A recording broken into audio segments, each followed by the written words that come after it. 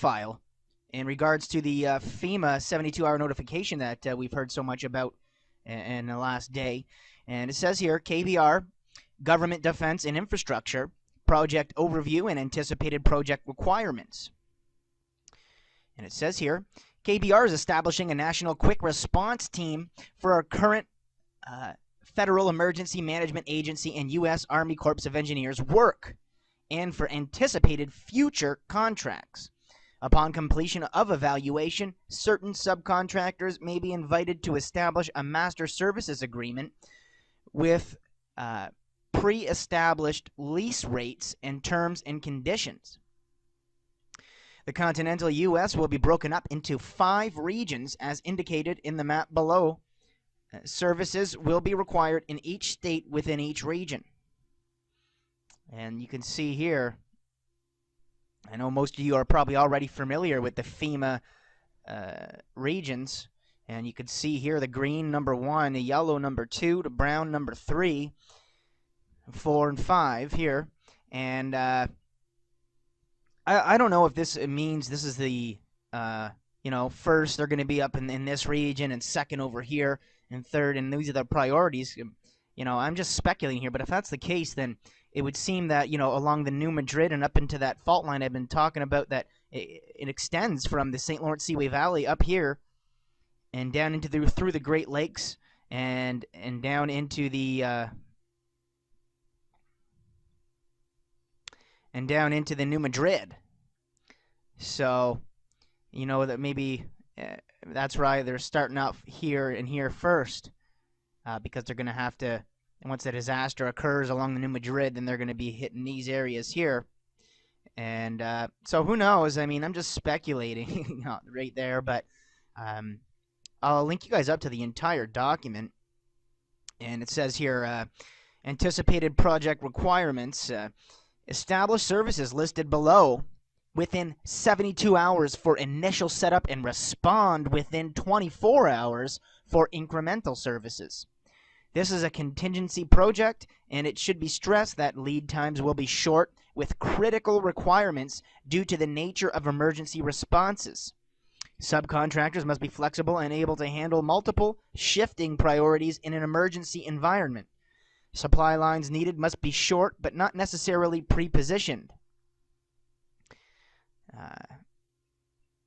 And it goes on to say that the personnel on site to be covered by these services will depend on the size and scope of the recovery effort. But for estimating purposes, the camp will range in size from 301 to 2,000 persons for up to 30 days in length. The offerer will not have to submit a proposal for each service in each state.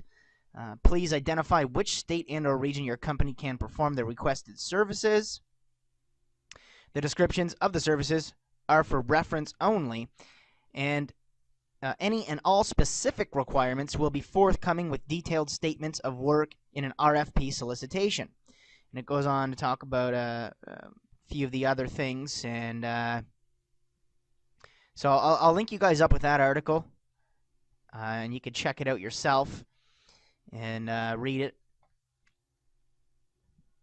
However, it's also worth noting that another reason why they could have these labeled as 1, 2, 3, 4, all in this area, this is the most densely populated area in North America, right up in this region. And, most of Canada lives right along this area too, all along here. And so that could be another reason.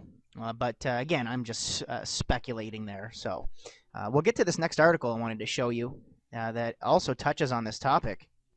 But before I do, I just want to say, if you haven't seen the videos or heard about the National Defense and Authorization Act, or the NDAA, where the government says they can go round up people and without charge or trial and haul them off and imprison them.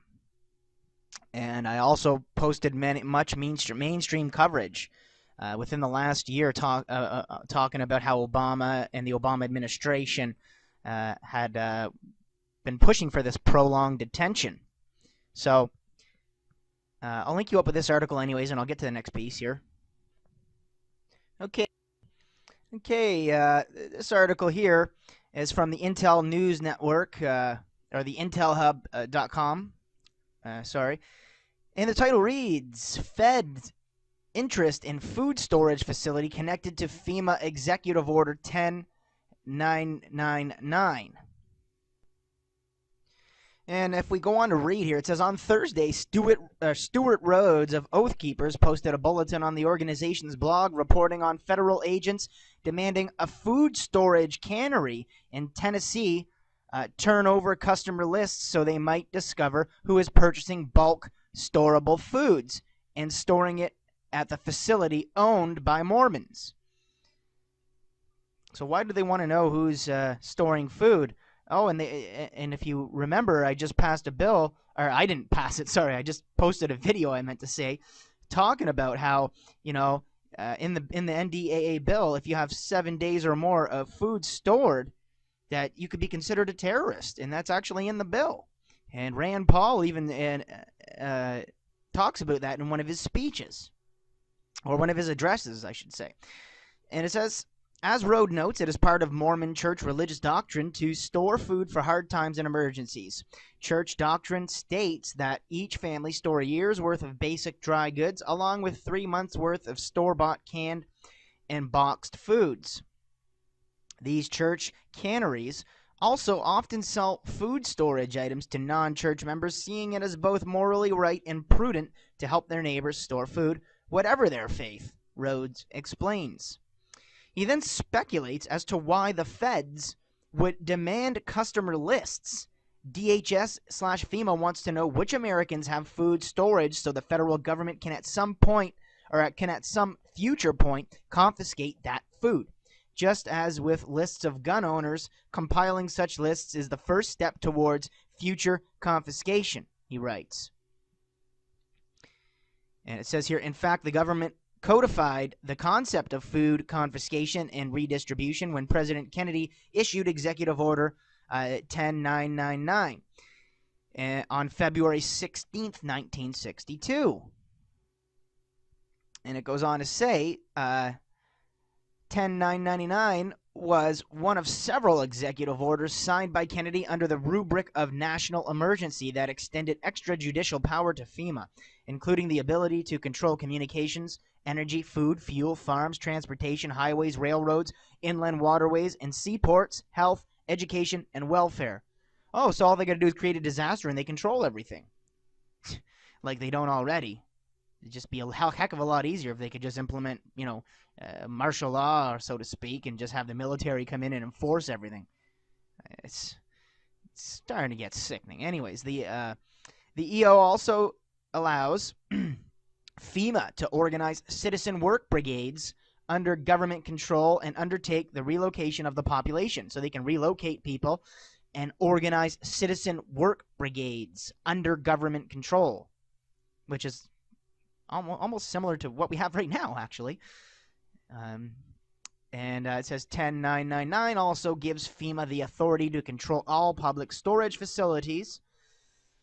On June 3rd, 1994, President Clinton consolidated all previous FEMA executive orders into one all-encompassing order, number 12919. As many have noted, FEMA is not an emergency agency. It is a martial law agency. It is often referred to as the secret government of the United States. It is not an elected body. It does not involve itself in public disclosures, and it even has a quasi-secret budget in the billions of dollars.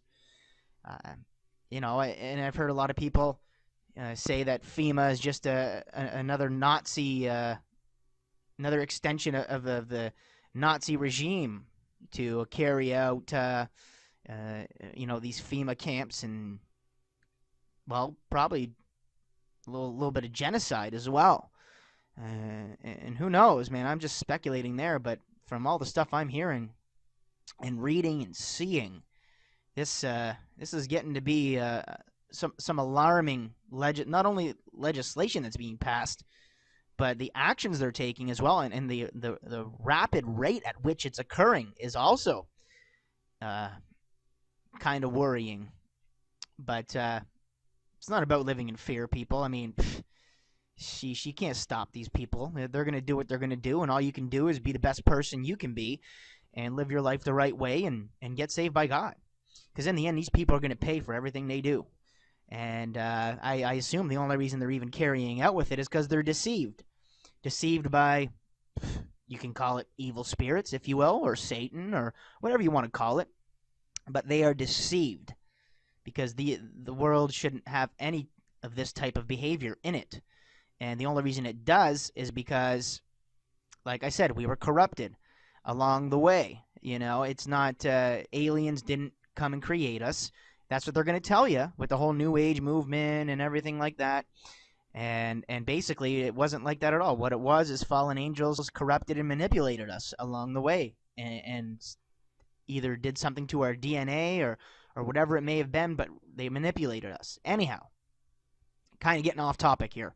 But this government organization has more power than the President of the United States or the Congress, it goes on to say. It has the power to suspend laws, move entire populations, arrest and detain citizens without a warrant, and then hold them without trial. It can seize property, food supplies, transportation systems, and can suspend the Constitution. If we take the above into consideration, it makes sense that the feds would be interested in keeping track of facilities storing food supplies. So there you have it. I'll include everything that I showed you in the links below.